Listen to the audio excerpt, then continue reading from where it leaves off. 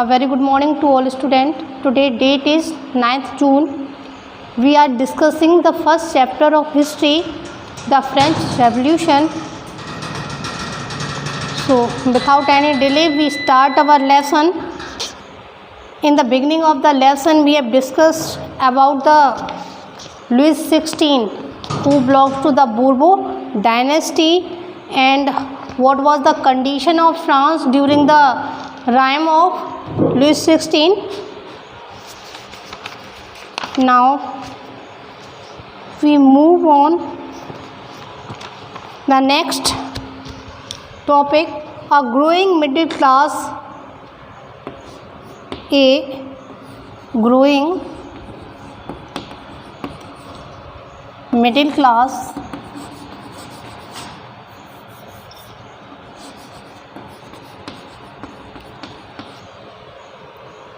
envisages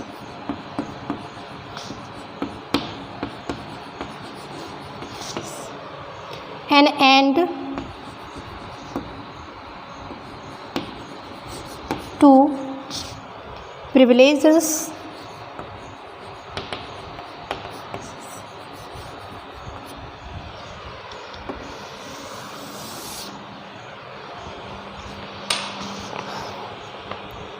अभी तक हमने लेसन में जो डिस्कस किया वो था कि लुइस 16 जो हैं जब राजगद्दी पे बैठते हैं तो उन्हें एक एम्प्टी ट्रीजन मिलता है। एम्प्टी ट्रीजन किस लिए मिलता है ये भी मैंने आपसे बताया था कि इनके जो एंसेस्टर्स रहे उन्होंने काफ़ी वो बार में एंगेज रहे, जिसके कारण जो ट्रीजर था वो खाली हो गया। और उसके बाद क्या कंडीशंस हुई जिसके कारण 1789 में फ्रेंच रेवोल्यूशन हुआ। हमने देखा था कि जो फ्रांस की पॉपुलेशन थी उसमें भी इंक्रीजमेंट हुआ but the production did not increase, यानी कि जो पॉपुलेशन थी फ्रांस की वो तो इंक्रीज हो रही थी बट जो प्रोडक्शन था वो इंक्रीज़ नहीं हुआ। जब प्रोडक्शन इंक्रीज़ नहीं हुआ तो लोगों को बहुत सारी समस्याओं का सामना करना पड़ा। जो टैक्सेस थे उनको इंक्रीज़ कर दिया गया और जो प्राइसेस थे ब्रेड के वो डे बाय डे बढ़ते चले गए, जिसके कारण लोग भूखों मरने लगे और धीरे धीरे इसी तरीके से कई कॉजेज़ बनते गए जो कि एक लंबी क्रांति का हिस्सा बने। चलिए अब आगे देखते हैं। A growing middle class envisages end to privileges, और उसी समय होता क्या है, एक नए क्लास का बर्थ होता है, मिडिल क्लास जिसको नाम दिया गया। और इसमें कौन से लोग बिलोंग करते थे और इन्होंने किस तरीके से समाज को सुधारा और किस तरीके से जो प्रिविलेजेस थे उनको ख़त्म किया। चलिए, in the past peasant and workers had participated in revolt against increasing taxes and food scarcity। Past में जो पीजेंट्स थे, वर्कर्स थे, उन्होंने रिवॉल्ट में पार्टिसिपेटेड किया। कौन सी रिवॉल्ट में, जो टैक्सेस बढ़ा दिए गए थे और जो फूड स्कैरिसिटी हो रही थी, जो खाद्यान्न की कमी हो रही थी, उसको लेके उन्होंने क्या किए, रिवॉल्ट किए। But they lacked the means and programme to carry out full scale measure. लेकिन उन्होंने रिवॉल्ट तो किया, कर दिया, लेकिन उनके पास क्या थे, मीन्स, संसाधन कम थे और उनके पास कोई ऐसा प्री प्लान्ड प्रोग्राम भी नहीं था, जिसके कारण मीजर्स नहीं थे कि वो किस तरीके से अपने रिवॉल्ट को आगे बढ़ाएं। They would bring out about a change in the social and economic order. वो क्या चाहते थे, जो सोशल, सामाजिक और जो इकोनॉमिक, आर्थिक जो एक चल रहा है ऑर्डर, उसमें वो बदलाव लाना चाहते थे। This was the left to those groups within the third state who had become prosperous and had access to education and new idea। अब ये सारी चीज़ें, मतलब किस तरीके से हम पॉलिटिकल और इकोनॉमिकल जो स्थिति है उसमें किस तरीके से सुधार किया करें, तो ये सारी चीज़ें किसके ऊपर छोड़ दी गई, ये छोड़ दी गई थर्ड स्टेट के ऊपर। थर्ड स्टेट में भी कौन, वो लोग जो कि एजुकेटेड थे या फिर प्रॉस्परस थे, जिनके पास पैसा था। The 18th century witnessed the emergence of social growth. जो 18वीं शताब्दी है वो इस बात की गवाह है कि किस तरीके से जो सामाजिक ग्रुप थे उनका उदय हुआ, टर्म्ड एज मिडिल क्लास, और उसी को क्या नाम दिया गया, middle class. who earned their wealth through an expanding overseas trade। और उन्होंने पैसा कैसे कमाया, उन्होंने समुद्र पार जाके यानी दूसरे एरियाज में जाके व्यापार किया। And form the manufacture of goods such as woollen and, और क्या किया, कई चीज़ों का मैन्युफैक्चर भी किया जैसे वूलन एंड सिल्क टेक्सटाइल है, और दैट वर आइदर एक्सपोर्टेड और brought by the richer members of the society, जो कि किसके द्वारा, या तो इसको एक्सपोर्ट किया जाता था या ख़रीदा जाता था, किसके द्वारा, रिचर फैमिलीज, जो धनी वर्ग था उनके द्वारा इसे हाई प्राइसेस में ख़रीदा जाता था।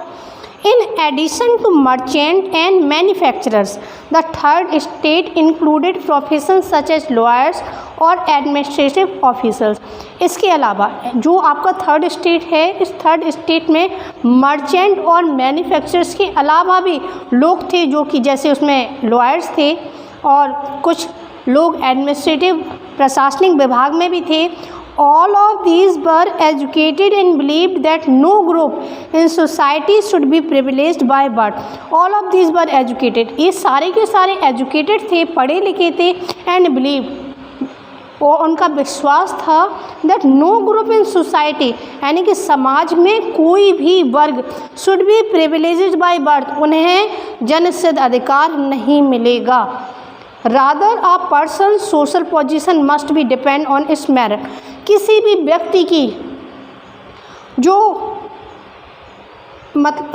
किसी भी व्यक्ति की जो पोजीशन है, सामाजिक स्थिति है, वो किस पे डिपेंड करेगी, उसकी बर्थ प्रिविलेजेस पे डिपेंड नहीं करेगी, but it depends on their merits, बल्कि किस पे डिपेंड करेगी, उनकी गुणों पे आधारित होगी। अगर आपके साथ में आपके पास क्वालिटी है तो आप वो जो आपको एक पोस्ट मिल रही है वो आप डिज़र्व कर रहे हैं, और अगर आपके उसके लिए योग्य नहीं हो, डिज़ायरेबल नहीं हो, तो आपको वो पोस्ट नहीं मिलेगी। यानी कि अगर आपको राजा बनना है तो आप में राजा की योग्यताएं होनी चाहिए, है ना। जब आप हार्ड वर्क कर रहे हो तो आप उसको डिज़र्व करोगे, otherwise no. These ideas envisaging a society based on freedom, और इन्हीं विचारों के कारण एक ऐसे समाज का निर्माण हुआ जो बेस्ड ऑन फ्रीडम, जो किस पे आधारित थी, फ्रीडम पे, एंड इक्वल लॉज, और किस पे, based on freedom and equal laws, यानी समान कानून पर, एंड अपॉर्चुनिटीज़ फॉर ऑल, सभी के लिए समान अपॉर्चुनिटी, अवसर की समानताएं भी सभी के लिए समान थी।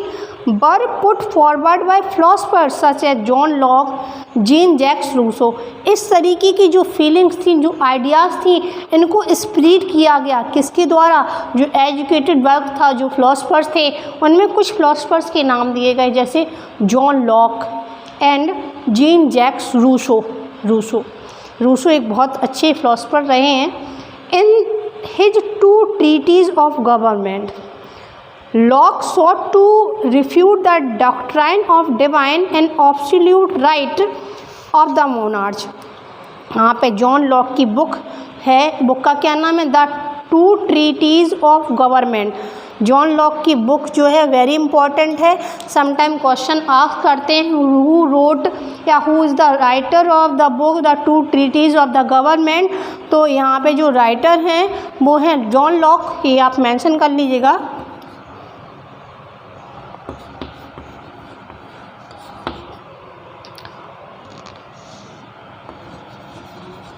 To treaties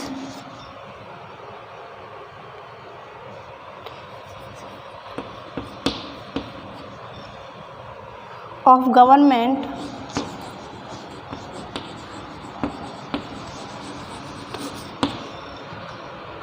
is written by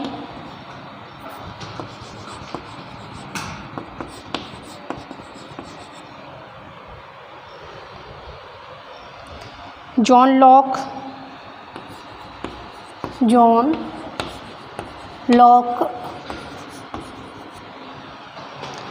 चलिए, और इसमें उन्होंने क्या दिखाया, in this he shows the doctrine of divine and absolute right of monarch.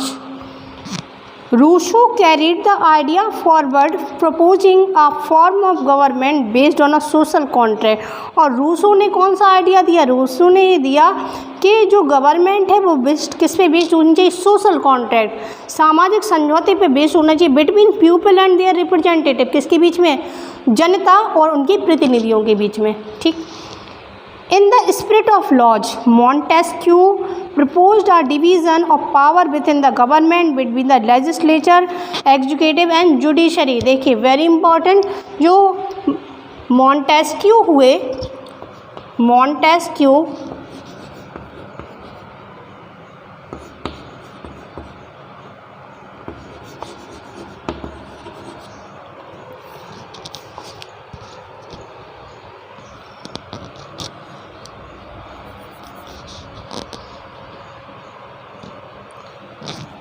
proposed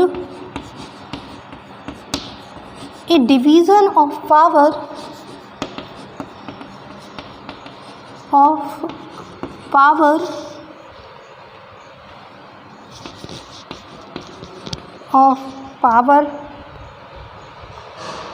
within the government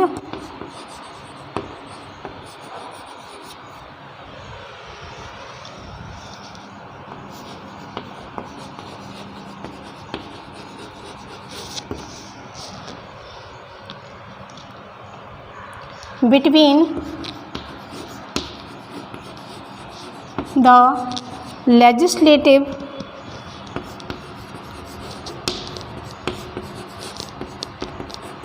executive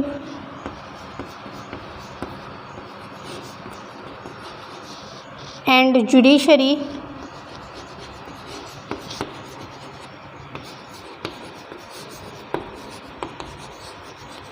in his book The Spirit of Laws। In his book The Spirit of Laws,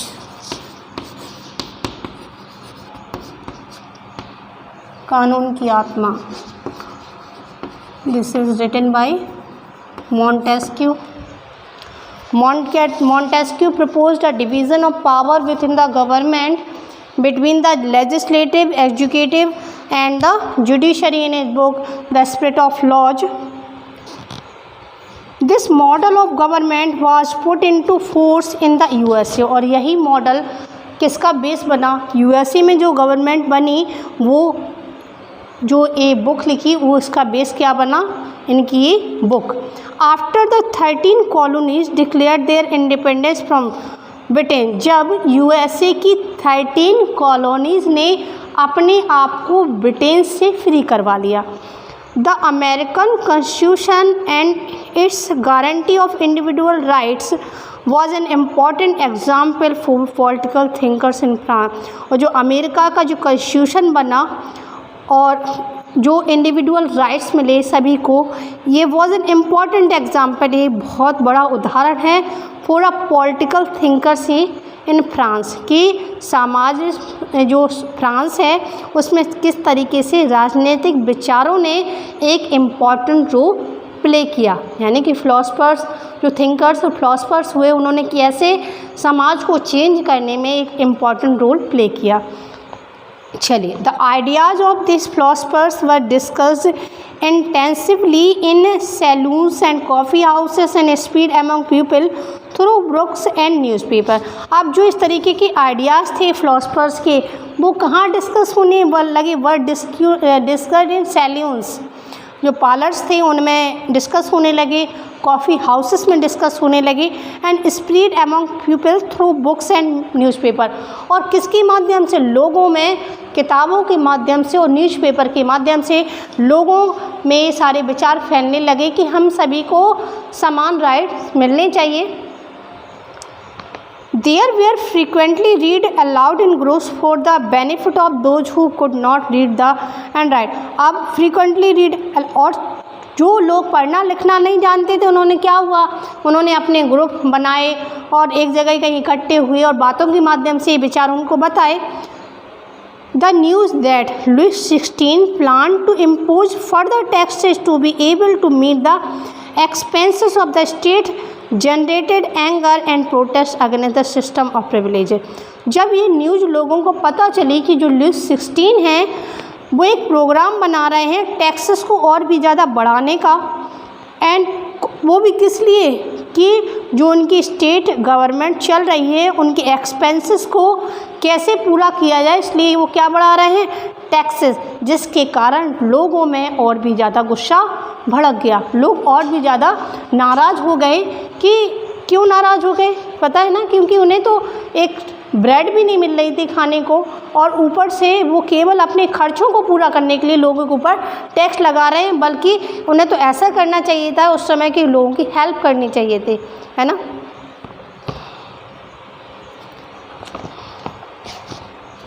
आज बस यहीं तक रहने देते हैं। Lesson को फिर से एक बार रीड करना।